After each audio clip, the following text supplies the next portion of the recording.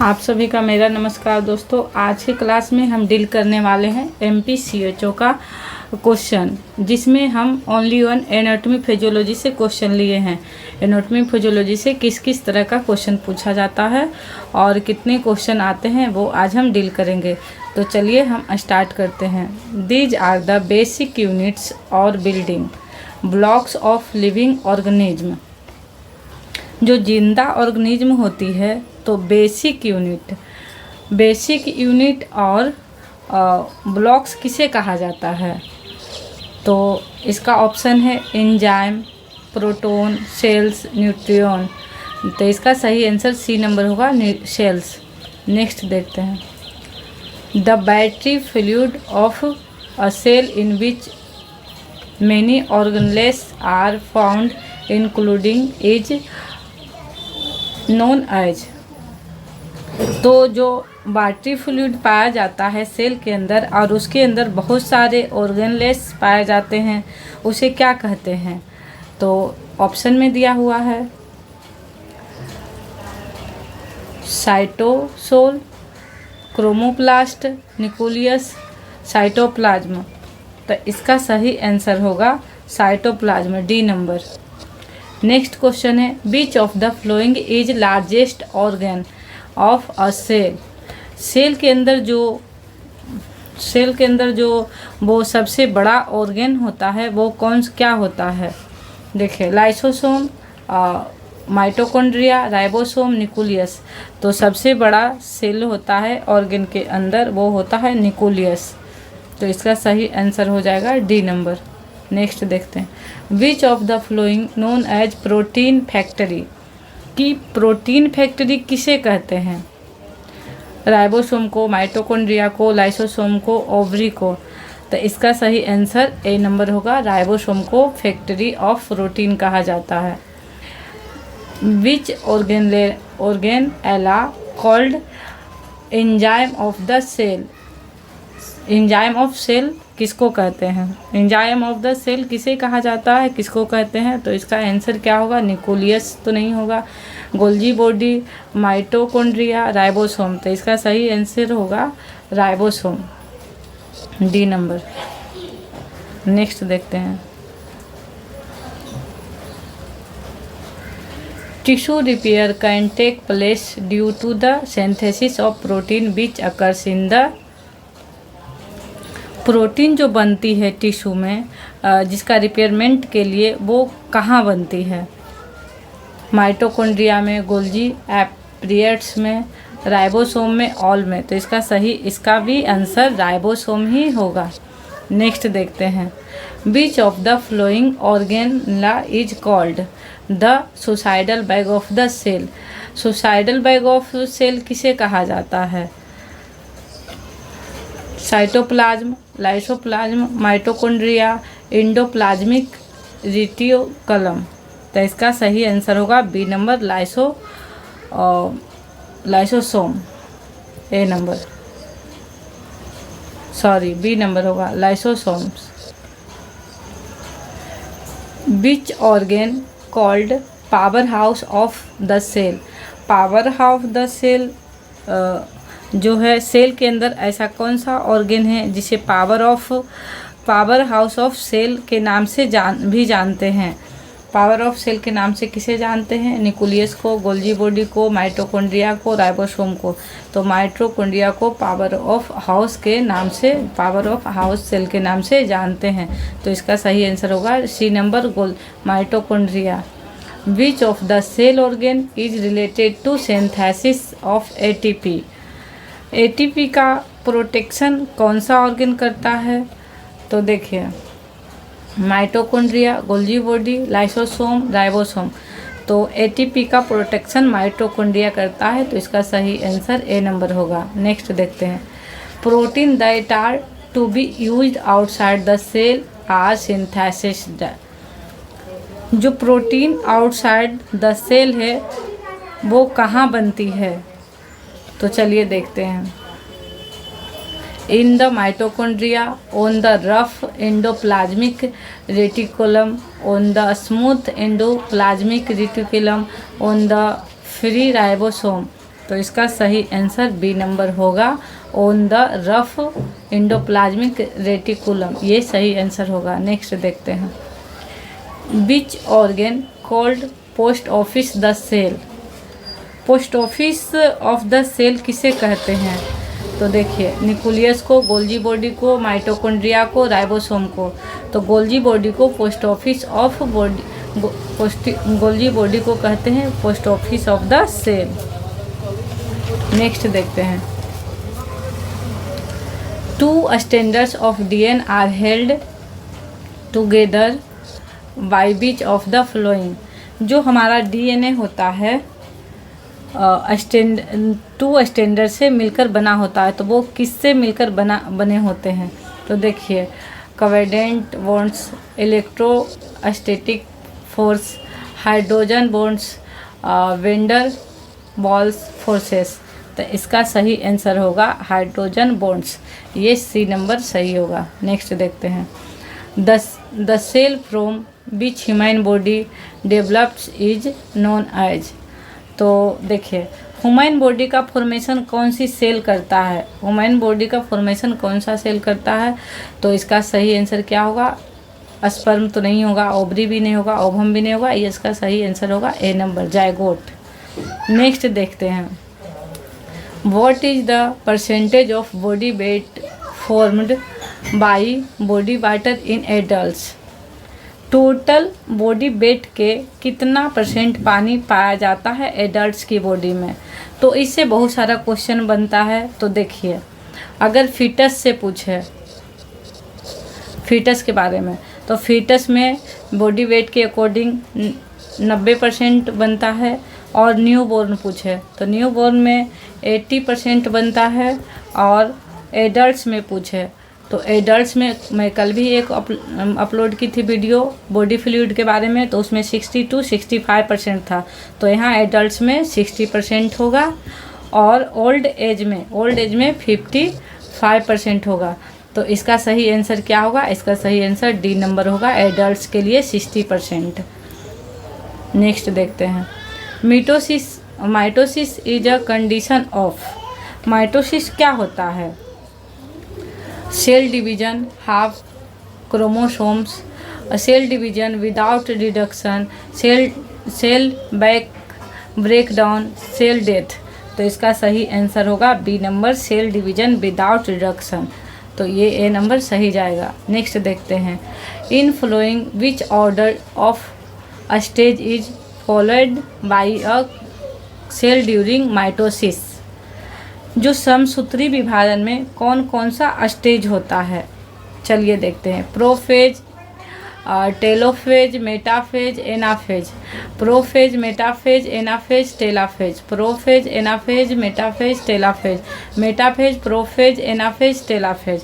तो इसको PMAT के नाम से जाना जाता है। क्या? PMAT के नाम से जाना जाता है। Prophase, metaphase, anaphase, telophase. तो इसमें प्रोफेज है और सेकेंड नंबर पर टेलाफेज है, तो ये नहीं होगा। इसमें बी नंबर में है प्रोफेज, मेटाफेज और एनाफेज और टेलाफेज, तो ये बी नंबर आंसर सही होगा। नेक्स्ट देखते हैं, transformation of one type of cell into another type is called. एक सेल जो है अनदर सेल या अनदर टाइप ऑफ सेल में कन्वर्ट हो गई है तो, या ट्रांसफर हो गई है तो उसको क्या कहेंगे? तो देखिए, हाइपरप्लेसिया, मेटाप्लेसिया, डिस्प्लेसिया, एनाप्लेसिया। तो इसका सही आंसर होगा मेटाप्लेसिया, जो बी नंबर सही आंसर होगा। नेक्स्ट देखते हैं, which is the biggest largest cell in the female body. इसमें बहुत सारा क्वेश्चन बनेगा, तो देखिए इससे 5 या 6 क्वेश्चन अराइज होते हैं। तो चलिए देखते हैं, देखिए किस तरह से क्वेश्चन पूछा जाता है। अगर आपसे पूछ लिया जाए कि ह्यूमन बॉडी से तो ह्यूमन बॉडी का सबसे लार्जेस्ट, तो ह्यूमन बॉडी का सबसे लार्जेस्ट सेल क्या होगा? ओवम होगा। अगर पूछ ले ह्यूमन बॉडी का सबसे स्मॉलेस्ट सेल, तो वो स्पर्म होगा।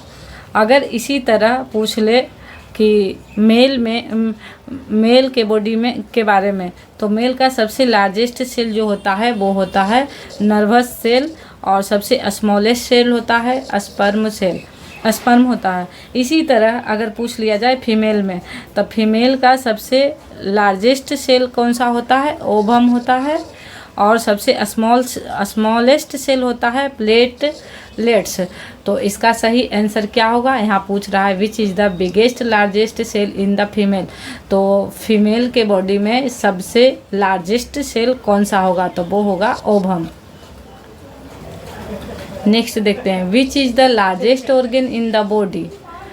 अब यहाँ पूछ रहा है largest organ in the body, तो largest organ in the body क्या होगा, largest organ in the body पूछ रहा है तो होगा ये लीवर। इसका सही आंसर ए हो जाएगा। अगर यहाँ पूछ ले smallest organ in the body, तो यहाँ पेनियल ग्लैंड होगा, ये सबसे स्मॉल पूछ लिया जाए तो। और लार्जेस्ट ग्लैंड पूछ लिया जाए तो लीवर होगा, और स्मॉलेस्ट ग्लैंड पूछ लिया जाए तो पीनियल ग्लैंड होगा। नेक्स्ट देखते हैं, तो इसका सही आंसर हो जाएगा लीवर।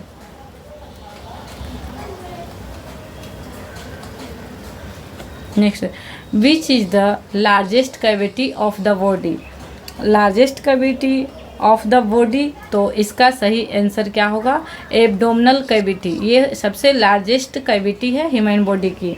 अगर इसमें पूछ लिया जाए स्मॉलेस्ट कैविटी, तो स्मॉलेस्ट कैविटी होता है कैरेनियल कैविटी।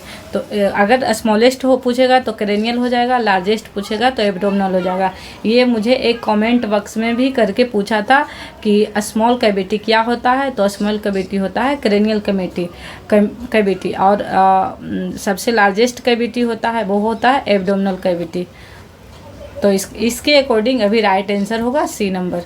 नेक्स्ट देखते हैं, which of the following is an example of tissue. Example of tissue, इसमें से कौन सा स्ट्रक्चर है जो टिश्यू का एग्जाम्पल है, ब्रेन, ब्लड, लीवर, स्टमक। तो इसका सही आंसर बी नंबर होगा ब्लड। नेक्स्ट देखते हैं, which of the following tissue is responsible for protein. अगर हमारी बॉडी में प्रोटेक्शन करना है तो कौन सी टिश्यू है जो हमें प्रोटेक्शन प्रोवाइड करता है, तो देखिए epithelium tissue, connective tissue, muscular tissue, nervous tissue. तो इसका सही आंसर होगा एपिथेलियल टिश्यू। नेक्स्ट देखते हैं, which of the following tissue for body movement. आपकी बॉडी में मैकेनिकल सपोर्ट कौन सा टिश्यू प्रोवाइड करता है, तो देखिए epithelial tissue, connective tissue, muscular tissue, nervous tissue. तो जो ये होता है वो होता है कौन सा टिश्यू फॉर बॉडी मूवमेंट के लिए होता है मस्कुलर टिश्यू। तो इसका सही आंसर हो जाएगा मस्कुलर टिश्यू। नेक्स्ट देखते हैं, Which of the following tissue is responsible for secretion and absorption? ऐसा कौन सा टिश्यू है जो रिस्पॉन्सिबल होता है सिक्रेशन एंड एब्जॉर्बेशन के लिए, तो epithelial tissue, connective tissue, muscular tissue, nervous tissue. तो एपिथेलियल टिश्यू जो है वो सिक्रेशन भी करता है, एब्जॉर्बेशन भी करता है। तो इसका सही आंसर ए नंबर हो जाएगा, एपिथेलियल टिश्यू। नेक्स्ट देखते हैं, ऐसा कौन सा टिश्यू है, which of the following tissue is responsible for provide impulses. ऐसा कौन सा टिश्यू है जो प्रोवाइड करता है इम्पल्सेस। इम्पल्सेस का मतलब होता है जैसे हम किसी हैंड को टच किए तो वो पता चलता है कि टच हो रहा है, इसको बोलते हैं इम्पल्सेस। तो इसका आंसर क्या होगा, epithelial tissue, connective tissue, muscular tissue, nervous tissue. तो इसका सही आंसर होगा नर्वस टिश्यू, क्योंकि हमारा जो नर्वस टिश्यू है वही इंडिकेट करता है कि कहीं कुछ फील हो रहा है, इम्पल्सेस हो रहा है। तो इसका सही आंसर डी नंबर जाएगा। नेक्स्ट है, ब्लड इज अ। ब्लड क्या है, ब्लड कौन सा टिश्यू है, epithelial tissue, connective tissue, muscular tissue, nervous tissue. तो ब्लड एक कनेक्टिव टिश्यू है, ये फोल्स कनेक्टिव टिश्यू इसको नाम से जाना जाता है। नेक्स्ट देखते हैं, which type of epithelial tissue is composed of several types of cell. कौन से टाइप का टिश्यू है जो बहुत सारे लेयर्स से मिलकर बना होता है? तो देखिए, सिंपल, स्क्वैमस और स्ट्रैटिफाइड, कोलोमर्स। तो ये स्ट्रैटिफाइड जो है बहुत सारे लेयर से मिलकर बना होता है, तो इसका सी नंबर सही होगा। The most common type of epithelial in the body is. Body में सबसे कॉमन टाइप को कौन सा एपिथेलियल टिश्यू पाया जाता है? देखिए, स्ट्रैटिफाइड, स्क्वैमस एपिथेलियम, यही इसका सही आंसर होगा। जो VVIE कितने बार क्वेश्चन पूछा गया है, ये मोस्ट इम्पोर्टेंट क्वेश्चन है। नेक्स्ट देखते हैं, which tissue from of capillaries lining of wound and lymph vessels. कौन सा ऐसा टिश्यू है जो कैपिलरी लाइनिंग का काम करता है, ब्लड वेसल्स, लिम्फ वेसल्स का काम करता है? तो इसका सही आंसर होगा बी नंबर, कोलोमर, ये सही आंसर होगा। ये भी VVIE क्वेश्चन ही है, ये भी बहुत बार पूछा गया है। नेक्स्ट है, the epithelial tissue which found in uterine tubes is. Urinary bladder की लाइनिंग कौन सा टिश्यू करता है? तो देखिए,